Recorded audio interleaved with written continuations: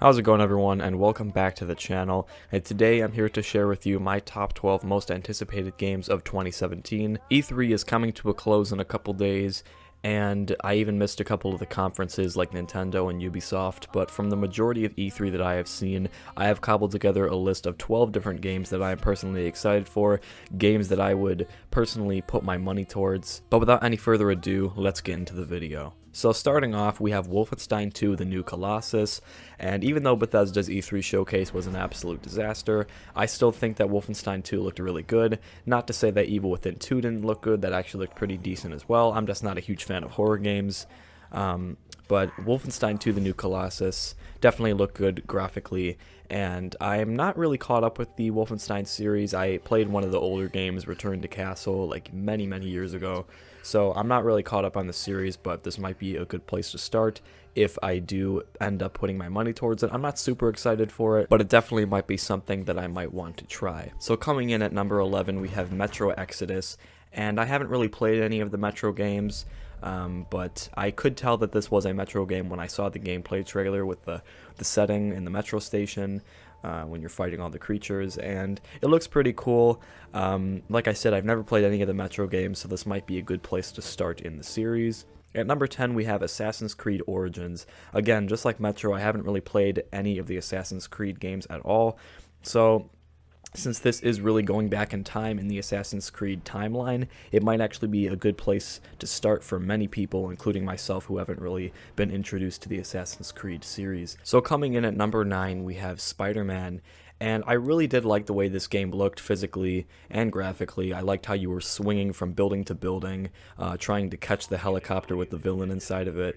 It's just classic Spider-Man, and it is also being developed by Insomniac Games, which is actually the creators of one of my favorite games, Resistance 2.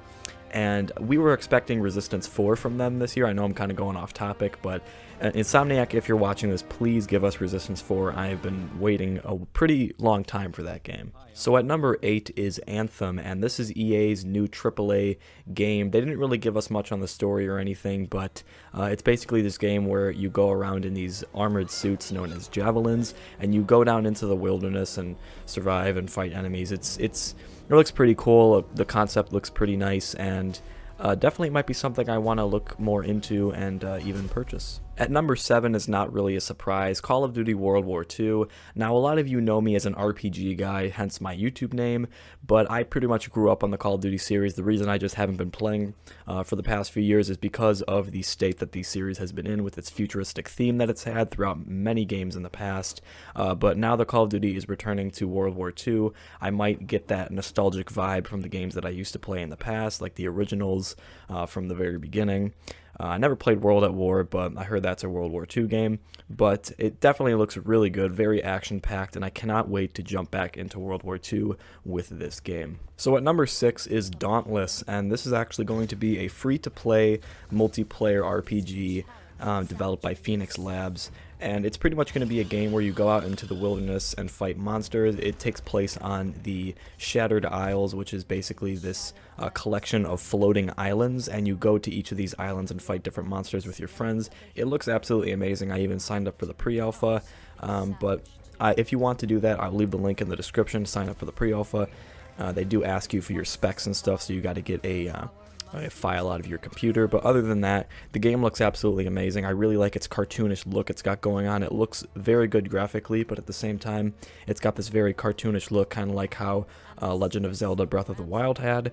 It looks really good. Definitely excited for this game. At number 5 is Star Wars Battlefront 2. Now, I did not play the first Star Wars Battlefront, but I heard it was really bad in a lot of ways, so Battlefront 2 is supposed to improve on that, and when I saw the multiplayer, I was really blown away, like how you could play as Darth Maul and Boba Fett and all these iconic Star Wars characters, and it just seemed really cool. This third-person, almost Call of Duty-like combat in multiplayer. Really like the look of this game. Like I said, I haven't played the first one, but I'm somehow really excited for this one, and I think I might actually pick it up when it comes out. So at number 4, we have Far Cry 5, and I'm a huge fan of the Far Cry series. Obviously, I'm going to be excited for this game as well. And I did actually make a video on this game, 5 things you should know about Far Cry 5. I'll leave a link in the description. But yeah, Far Cry 5, nothing really to say about it. It looks pretty good. It's going to be the first Far Cry game set in the United States, in the West actually. And yeah, I really like the look of this game. So at number 3 we have Agents of Mayhem, and even though this is really high on my list, I was still kind of disappointed with this just because Volition didn't spend the time to create Saints Row 5. Again, I'm a really big fan of the Saints Row series, and I really didn't understand why they just took the Saints Row license and put a different name on it, a different skin pretty much. And it still looks cool though. That's why I ranked it high on my list. It's probably going to be the closest game we're going to get to Saints Row until the actual Saints Row 5 comes out. And it's basically going to be where you play as a ton of different agents and you go to South Korea to stop this evil menace that has spread across the world known as the Legion. And yeah, it looks pretty good. It's kind of got this Overwatch vibe to it. With the font that they're using throughout the entire game and the fact that you play as all these different characters and fight enemies. And yeah, it looks pretty interesting. I still wish Volition just took all this time to create Saints Row 5 instead of just making a completely different game that has Saints Row elements in it. But nonetheless, it still looks really good. Definitely going to pick this one up. So at number 2, we have Red Dead Redemption 2.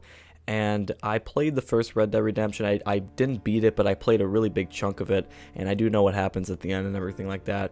And I'm really excited for this one. I'm really excited to see what Rockstar is cooking up for us with Red Dead Redemption 2. We don't know if you're going to be going back in time, or you're actually going to be playing as John Marston's son in this game. We don't really know yet, but really excited for this one. So finally, at number 1, we have Destiny 2. And so far, this has to be my most anticipated game of the year, just because you guys all know how much I love Destiny. And in Destiny 2, they're supposed to be fixing a ton of problems. They're going to open up the raids a lot more to more players that didn't really get to play them in the previous Destiny.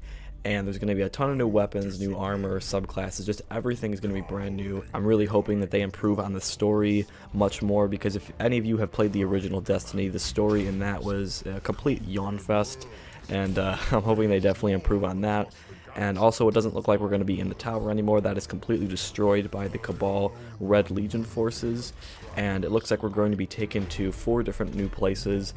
Titan, Nessus, and Io, and of course the European Dead Zone on Earth. So 4 new places to explore. Looks like just 3 new planets because we're still going to technically be on Earth. But yeah, I'm really excited for Destiny 2. Definitely looking forward to it. I'm going to be doing some content on Destiny 2 on my channel, so definitely stay tuned for that. It might actually become a very big part of my channel over Fallout and the Elder Scrolls.